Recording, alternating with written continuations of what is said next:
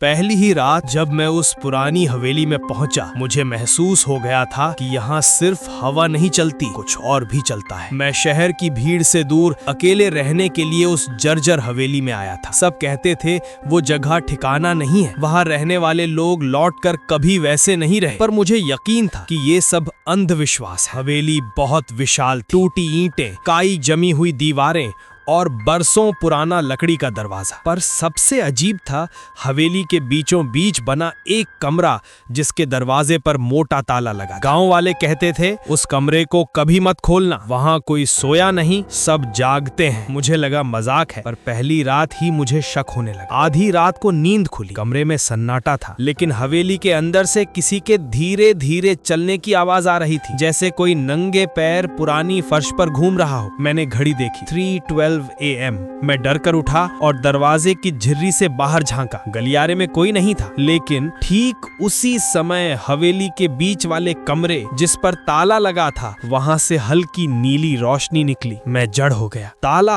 अंदर से चमक रहा था। अगले दिन मैंने गांव के बुजुर्ग से पूछा, उन्होंने बस इतना कहा कि जिस दिन वो कमरा खुद रोशनी देने लगे, समझ लो हवेली किसी को पुकार रही है। मैंने पूछा अंदर क्या है? उन्होंने जवाब दिया, तुम्हें क्यों जानना है? डर वो चीज है जो जानने की कोशिश में पैदा होती है। पर मैं शांत नहीं रह पाया। तीसरी रात को मैंने तय किया कि आज सच जानूंगा। रात के 3 बजे फिर वही रोशनी। इस बार रोशनी और तेज थी, जैसे किसी ने चिराग अंदर जलाया हो। मैं चुपके से नीचे गया। हवेली में अजीब सी ठंड थी, जैसे हवा नहीं कोई सांस ले रहा हो। मैं धीरे धीरे उस ताले वाले कमरे के सामने पहुंचा। दिल धड़क रहा था, पर क्यूरियोसिटी जीत चुकी थी। ताला पुराना था, पर एक चीज अजीब थी, उस ताले पर अब हाथों के निशान थे, मानो किसी ने अंदर से धक्का दिया हो। मैं पीछे हटने ही वाला था कि ताला अपने आप खुल गया, धीमे, बहुत शांत तरीके से। दरवाजा खुलते ही एक ठंडी हवा का झोंका आया। अंदर अंधेरा था, पर बीच में एक पुरानी चारपाई पड़ी थी और चारपाई पर कोई लेटा हुआ था। मैं कांप गया। वो आदमी था या औरत मैं पहचान नहीं पाया। शरीर बिल्कुल सूखा हुआ, जैसे सालों से पड़ा हो। चेहरा काला पड़ चुका था, पर आंखें खुली थी और वो आंखें मुझे ही घूर रही थी। मैं पलटकर भागना चाहता था, पर पैर हिल नहीं रहे थे। तभी उस सूखे हुए शरीर के पास बैठा एक लड़का दिखा, धूल में लिपटा, बिखरे बाल और आंखें बिल्कुल सफेद। वो शायद 10-11 साल का था। वो अचानक बोला, मेरी माँ सो नहीं पा रही, उन्हें जगाओ ना। मैं डर के मारे पीछे हट गया। बच्चा उठकर मेरे पास आया। माँ को वो रात याद नहीं जिस रात हवेली ने उन्हें निगल लिया था। मैं चीखा, तुम कौन हो? उसने मुस्कुराकर कहा, मैं वो हूँ जो इस दरवाजे के खुलने का इंतजार कर रहा था, ताकि कोई माँ को वापस जगा सके। तभी चारपाई पर पड़ा हुआ शरीर अचानक हिला। उसकी उंगलियां कांपी, फिर गर्दन एक असंभव एंगल में मुड़ गई और उसकी आंखों से सीधी मेरी तरफ नजरें टिक गई। हवेली की दीवारें जैसे कराही, कमरा घूमने लगा।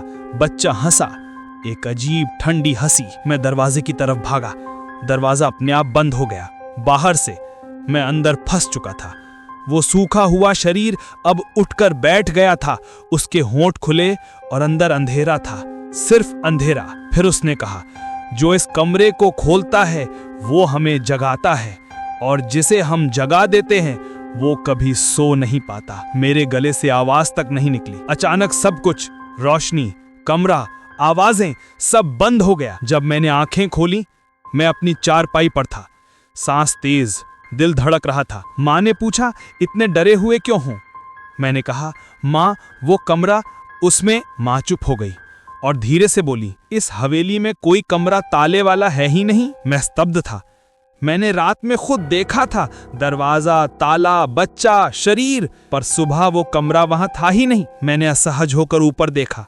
मेरी दीवार पर कील से टंगा एक पुराना ताला पड़ा था, जंग लगा हुआ, और उस पर छोटे हाथों के निशान। और उसके अंदर से ऐसा लग रहा था जैसे कोई धीरे धीरे सांस ले रहा हो। अगर तुम सोच रहे हो कि वो कमरा असली था या हवेली का भ्रम, तो सब्सक्राइब करके कहीं मत जाना, क्योंकि अगली बार मैं बताऊंगा उस ताले के अंदर क्या था, जो आज भी आधी रात को खुलने की कोशिश करता है।